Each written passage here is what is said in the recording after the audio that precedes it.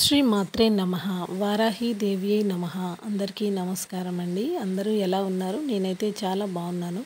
మీ అందరూ కూడా బాగుండాలని, అష్ట ఐశ్వర్యాలతో తొలతూగాలని వారాహి అమ్మని మనస్ఫూర్తిగా కోరుకుంటున్నానండి. ఈరోజైతే మరొక చక్కని మంత్రంతో, పవర్ఫుల్ వర్డ్తో మీ ముందుకైతే వచ్చానండి. మనం ఏదైనా ఒక కోరిక కోరుకున్నప్పుడు అది జరగాలని ఎంత దృఢ సంకల్పంతో అనుకుంటామో, అలాగే అనుకున్న పనులు బయటికి వెళ్ళేటప్పుడు, ఏదైనా ఒక పని మీద వెళ్ళేటప్పుడు ఆ పని పూర్తి అవ్వాలి, ఆటంకాలు లేకుండా నిర్విరామంగా జరుగుతూ ఉండాలి అని అనుకున్నప్పుడు ఈ మంత్రాన్ని జపించారంటే వాటిల్లో ఆటంకాలు అనేవి రావన్నమాట.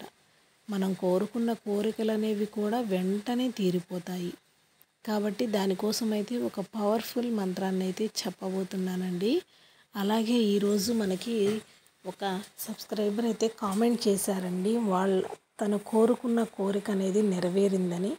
చాలామంది ఎన్నో రకాలుగా కామెంట్లు అయితే చేస్తూ ఉన్నారు. నేను ప్రతిదానికి ఎందుకు రిప్లై అవ్వట్లేదు అంటే కనుక, ఎవరి మనసుకు తోచింది వారికి అనిపించినప్పుడు అలా కామెంట్ పెడతారండి. కాబట్టి మనం వాళ్ళ సమస్యని అర్థం చేసుకోవడానికి ప్రయత్నించాలి, కానీ మనం ఏదో నెగిటివ్గా పెట్టకూడదు. కాబట్టి ఎందుకు చెప్తున్నాను అంటే, మీరు నమ్మకంతో అమ్మవారిని నమ్ముతూ మనస్ఫూర్తిగా జపించారు అంటే కనుక కోరిక అనేది ఖచ్చితంగా తీరుతుందండి.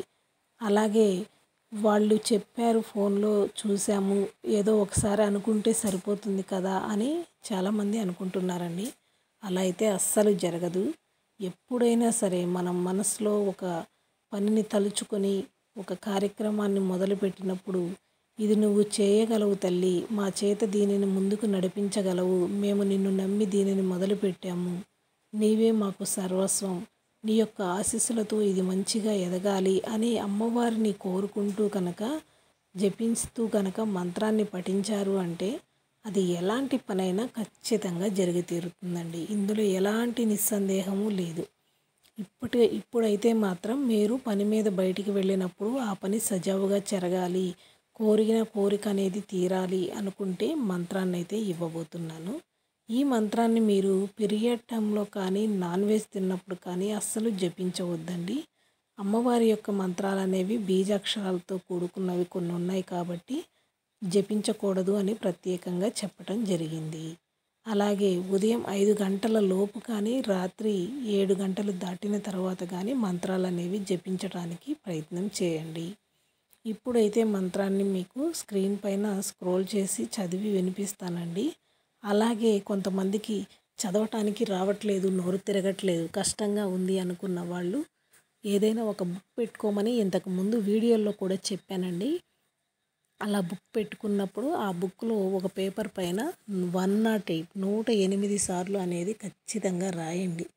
ఏదైనా ఒక పని మొదలుపెట్టినప్పుడు 5 రోజులు, 9 రోజులు, 11 రోజులు ఇలా ఎన్నో కొన్ని రోజులు అనేది రాస్తేనే మనకి మంచి ఫలితం అనేది ఉంటుందండి. ఆ నిమిషానికి అప్పటికి కాలం గడవాలి అని అనుకోవద్దు. ఇప్పుడు మంత్రాన్ని అయితే చెప్తున్నాను. ఓం ఐం గ్లౌం సహస్రాక్షై నమః. ఓం ఐం గ్లౌం సహస్రాక్షై నమః. విన్నారు కదండి అమ్మవారి యొక్క అద్భుతమైన మంత్రాన్ని.